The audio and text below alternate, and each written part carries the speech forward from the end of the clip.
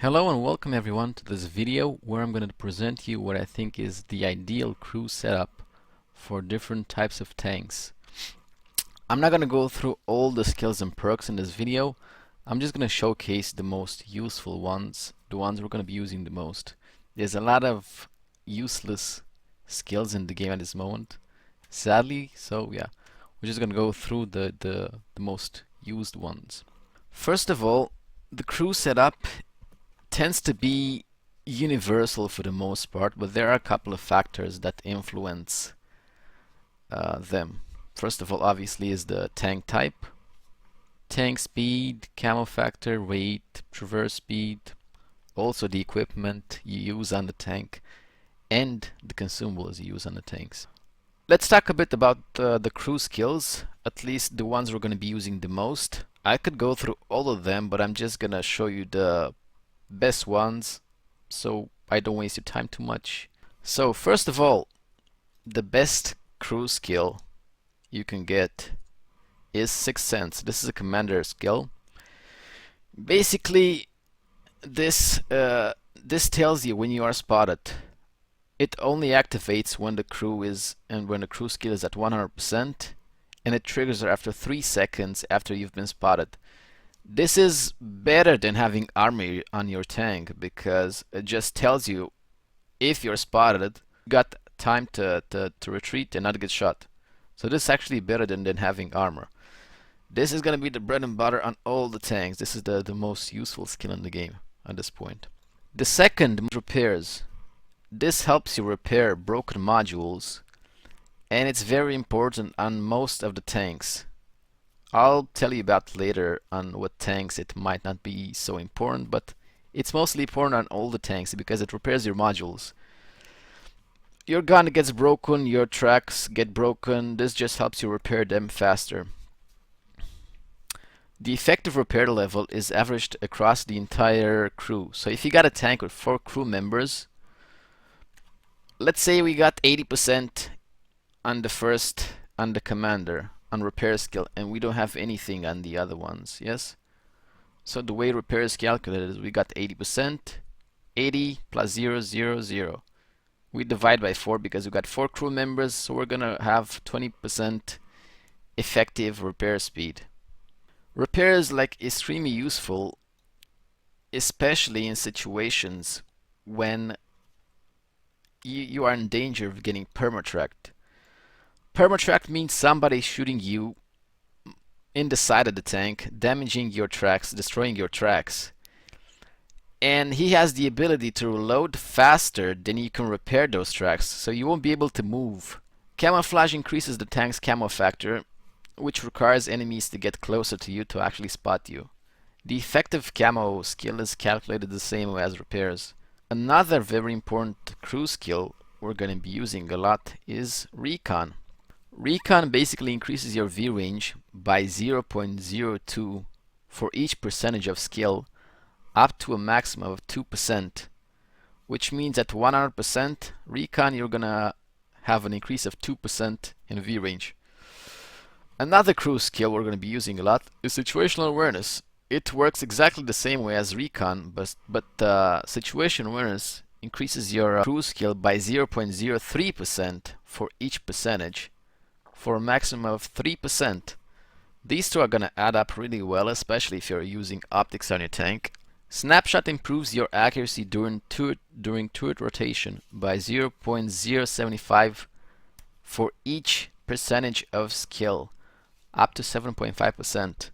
It still works on turretless tanks, but because the gun angle is very small on turret TDs, it's not going to be so useful there. Smooth Ride increases accuracy when firing on the move by 0.04 for each percentage of skill, up to a total of 4% at 100%. Brothers in Arms increases crew skills by a fixed amount of 5%, but the actual value, the actual percentage your tank will get is gonna be 2.3%. This crew only works if you have it on all your crew members and if it's at 100%. Otherwise you won't benefit at all from this. So again, it's gonna be 2.3% to everything, starting from camo, going all the way to reload time on your tank. And don't forget, it only works if it's at 100% and if you have it on all crew members. Jack of all trades. This skill enables the commander to replace the role of a dead crew member. It increases by 0.5% for each percentage of the skill up to a total of 50%. This skill is mostly useful if you tend to play your tanks without medkit, as in putting maybe rations on your tank and extinguisher and not using medkit. Your commander will replace a dead crew member at 50% effectiveness. If there's 2 dead crew members, then it divides, so it's going to be 25% for each. Armorer improves accuracy of a damaged gun by 0.2%, up to a total of 20% when the crew skill is at 100%. It's generally used for tanks that tend to cool down a lot, only showing the turret. If you get hit in the gun a lot, it's going to be useful. Safe stowage increases ammo rack durability by 12.5%. This only works if the skill is at 100% and it doesn't stack with loaders that have the same skill. This is extremely useful, especially on tanks that have ammo rack problems, as the Russian mediums or the Russian IS line. Firefighting enables the crew to put out a fire faster. The skill level is averaged across the entire crew and is calculated the same way as repairs.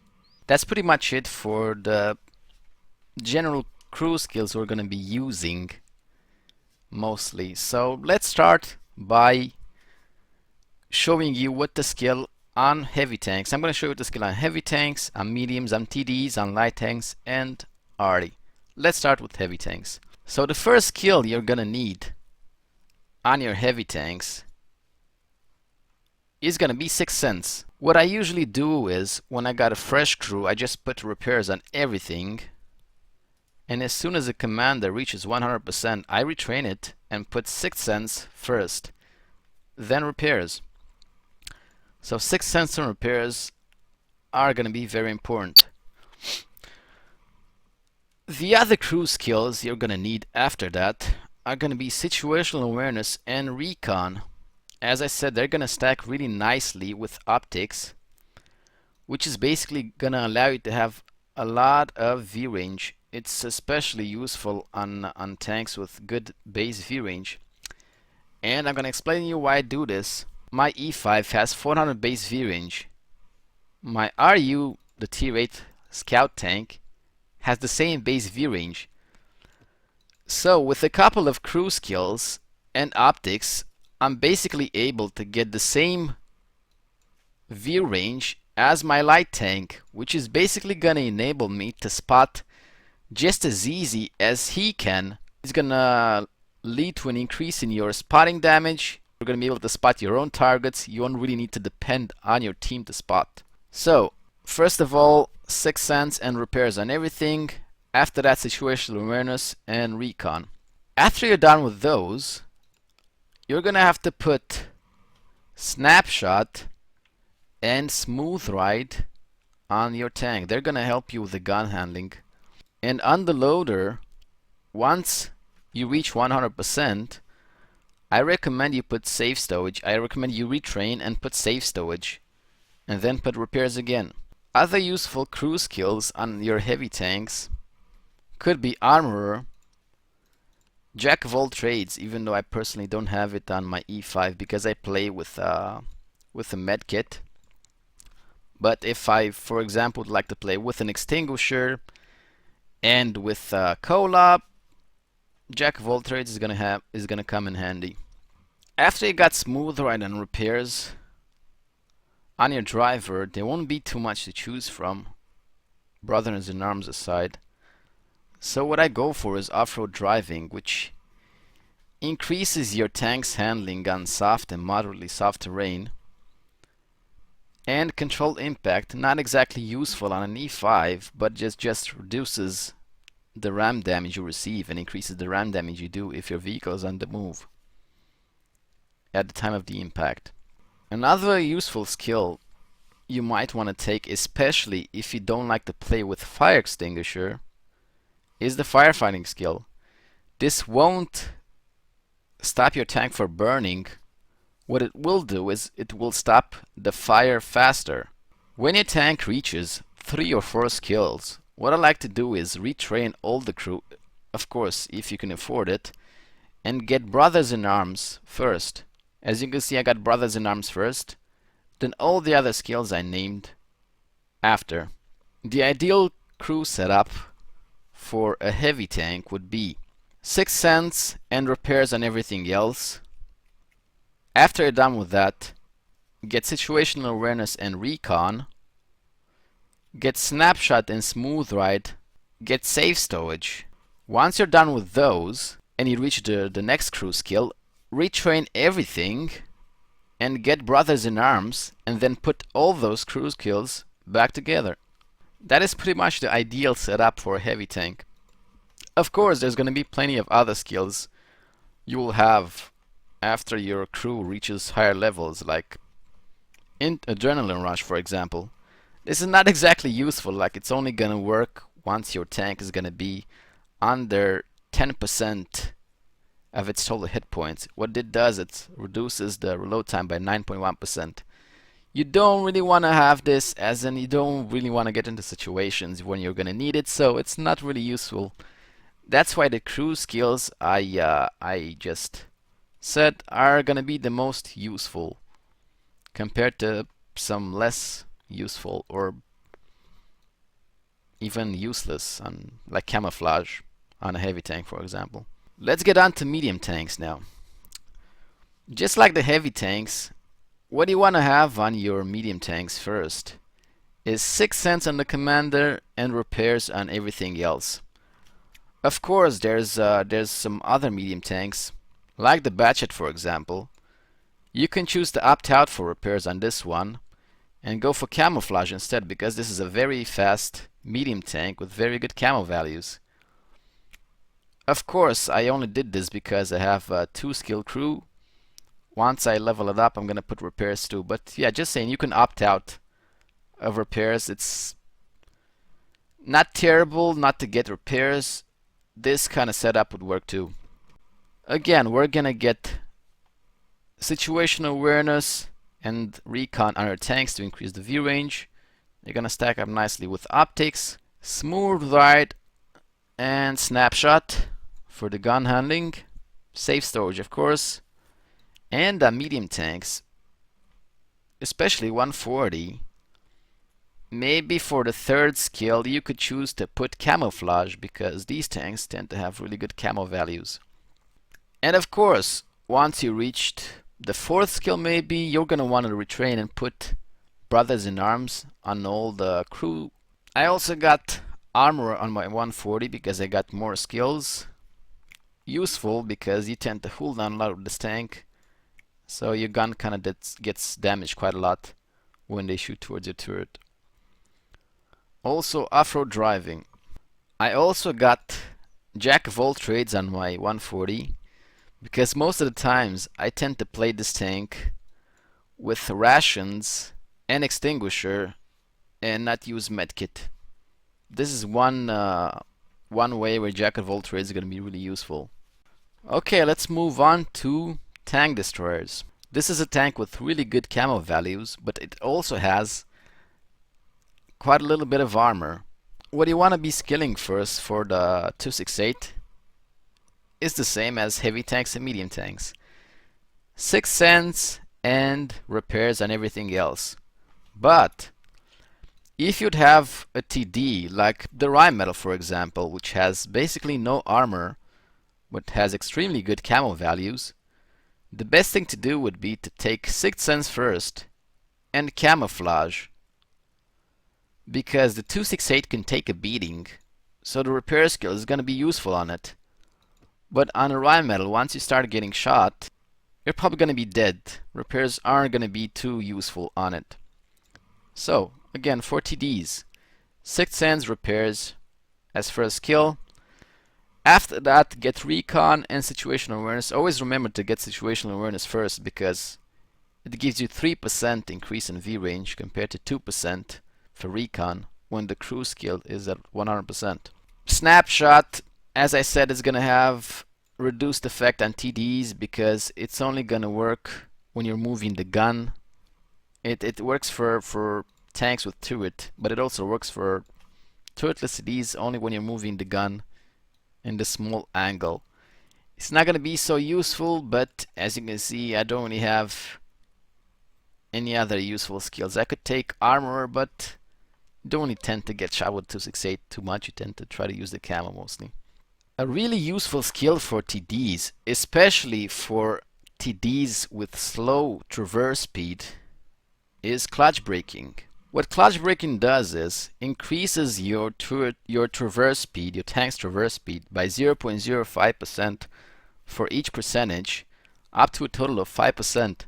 As I said, it's extremely useful on tanks with bad traverse speed. Moving on, save stowage, and once you get the 3-4 crew skills, you can retrain everything and put brothers in arms first. Then again, continue with the crew setup. As you can see, I got both repairs and camouflage on this tank because they're both really useful on this one. But as I was saying, on the Rheinmetall you could try to skip repairs totally if you'd want to, and it probably wouldn't affect you too much. The crew skills are going to be different on types of tanks. So for example, the camo skill is not really going to be useful on a tank with really bad camo value like the Waffenträger. Even if you would put camo skills on this one, and even with the camo net, the camo values are still going to be very bad. Okay, let's move on further to the light tanks. Sixth Sense is going to be the bread and butter. And you can skip repairs entirely on light tanks because light tanks have quite a little bit of health. So if you start getting shot, you're probably not going to have anything to repair. You're going to want to have situation awareness and recon once you skill the tank further. Snapshot and smooth ride for the gun handling. Safe storage, of course. Once you get the 3 or 4 crew skills, in my case 3 skills, retrain for BIA to have an overall increase in everything.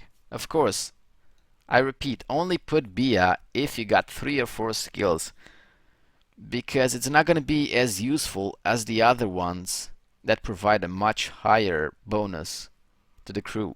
And last, and unfortunately least, Arty. I like to level camouflage all the way and clutch braking on the Arty because it's gonna help you when you switch targets, when you move. It's gonna help you when with the traverse speed. So first of all on Arty, camouflage and clutch braking. Now it depends. You can also go for Sixth Sense. Usually I don't find Sixth Sense to be that useful on Arty because you usually know when you're spotted because you see light tanks coming your way and stuff. So Sixth Sense, I don't know if it's so useful on Arty. So I just take camouflage and clutch braking. When you get to 2 crew skills, the best way is to retrain your crew and put BIA on everything. Other crew skills I can think of on the Arty, maybe Snapshot if you have an Arty that has a turret like the tier 10 batch at Arty. Also, don't make the mistake of training Deadeye on your Arty unless you're planning to shoot only with AP shells, because Deadeye increases the module damage to an enemy tank, but it only works with AP, APCR and heat shells. So if you only plan on shooting high explosive with your Arty, don't level up Deadeye. Off-road driving could be good for it though, if you want to relocate a lot. I think we managed to wrap up pretty much everything about what, in my opinion, the ideal crew setup should be. So as usual, thank you everybody for watching. Please like and subscribe if you found this video to be useful, and I'll see you on the next one. Goodbye.